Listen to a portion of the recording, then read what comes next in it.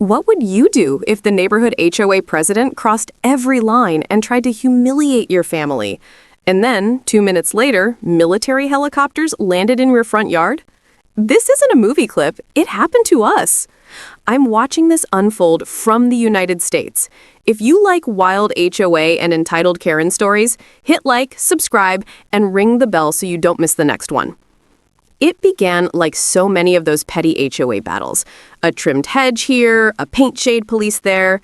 The subdivision prided itself on uniformity, and the woman who ran it prided herself on being the enforcer. She was the kind of HOA president who treated rules like a religion and people like projects. She liked authority, and she liked to make people feel small.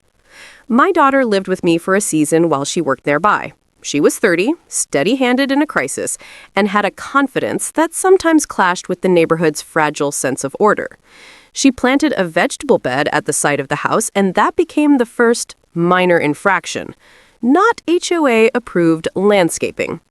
The notices started small, the way a drip starts a leak. I filed appeals, we documented, we ignored petty threats. That should have been the end of it.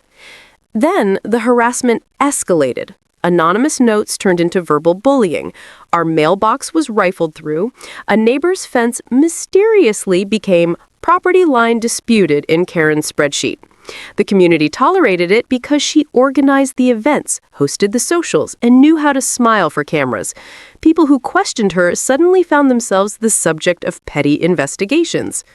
One humid Saturday afternoon, something snapped, and not because of us.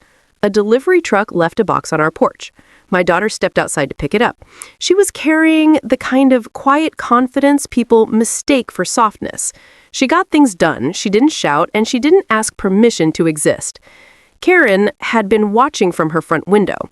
The small town of microaggressions finally turned physical.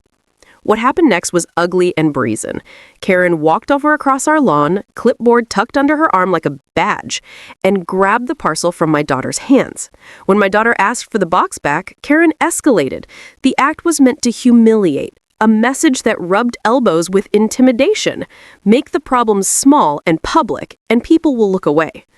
In a moment that felt both absurd and terrifying, Karen leaned into theatrics that belonged in a different century. She staged a humiliating tableau under the maple tree, an action meant to shame, to turn neighbors into spectators. It was a calculated public display with one purpose: to show who had the power. 2 minutes after the first video went live. That's what changed everything. What Karen didn't know was that my daughter was not only steady-handed, she wore a uniform when circumstances demanded it. A few years earlier, she'd accepted a federal post. She was on temporary assignment near our town and still carried the networks and access that came with that role. Her device, a discreet, secure emergency beacon used by senior personnel when off-site, went off the moment she realized the situation had crossed into criminal behavior. It was a call for immediate extraction and a warning to protect the scene. The beacon did what it was designed to do. It alerted her detail, and it escalated in real time. By the time neighbors were still processing what they'd seen on camera, the first twin-rotor helicopter was on approach. The sound hit the cul-de-sac like rolling thunder. Neighbors stepped back from porches, dogs barked wildly, and the late afternoon sun glinted off rotor blades as aircraft hovered in a dust-streaked landing circle. Within minutes, uniformed personnel moved with military precision onto the street and secured the area. Medical staff, law enforcement, and a tactical support team worked together to ensure there was no ongoing threat. Karen, clipboard still in hand, went from smug to stunned in the space of seconds. I stood there with a frozen mix of shock and relief.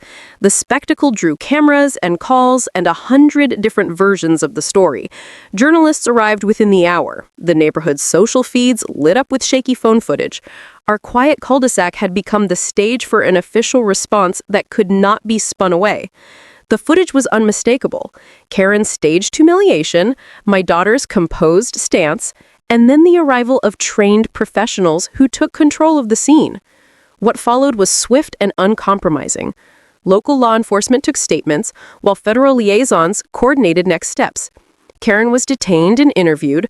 Her actions were documented and tied to a string of prior complaints.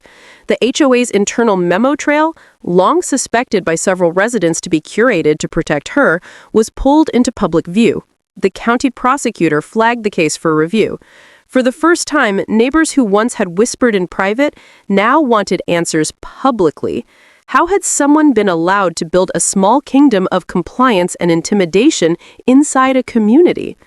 The press coverage didn't sensationalize the worst of the scene. Instead, it captured the procedural reality: an unlawful public humiliation, an emergency response triggered by a protection detail, and a community left to pick up the pieces.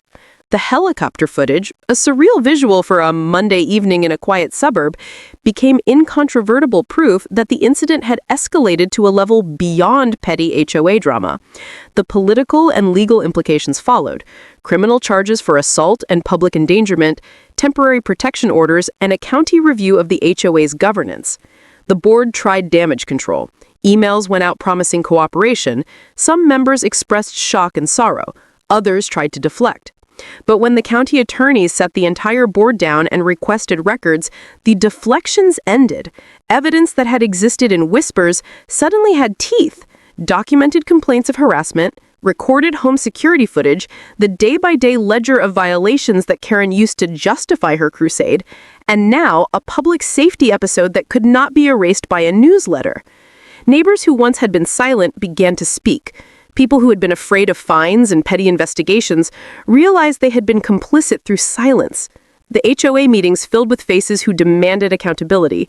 The board voted to suspend Karen pending the legal process, and a special committee was formed to overhaul enforcement practices, transparency rules, and conflict resolution procedures. The county moved to monitor the process directly until trust was restored. My daughter recovered quietly, strong in a way that made the television interviews unnecessary. She chose to press charges and to cooperate with investigators. The legal process moved at its own pace: arraignments, hearings, and eventually a resolution that included criminal penalties and a civil outcome, reinforcing that no one in a community is above the law. The aftermath left scars, but also change. The neighborhood installed clear trespass signage, an independent ombudsman for HOA disputes, and a community safety protocol. People stopped leaving matters to rumor and started documenting. The story became a cautionary tale. When someone uses small power to wound, public systems exist to protect people. When neighbors stay silent too long, toxic authority grows. In the end, what started as petty enforcement became a reckoning. Karen's clipboard no longer carried weight in the cul-de-sac. The helicopters were a dramatic punctuation, but the real victory was quieter: a community that chose to stand up, to demand transparency, and to refuse intimidation as governance. The lesson was bitter and simple. The cost of entitlement is often higher than anyone imagined, and justice, when it moves, can arrive in the most unexpected ways.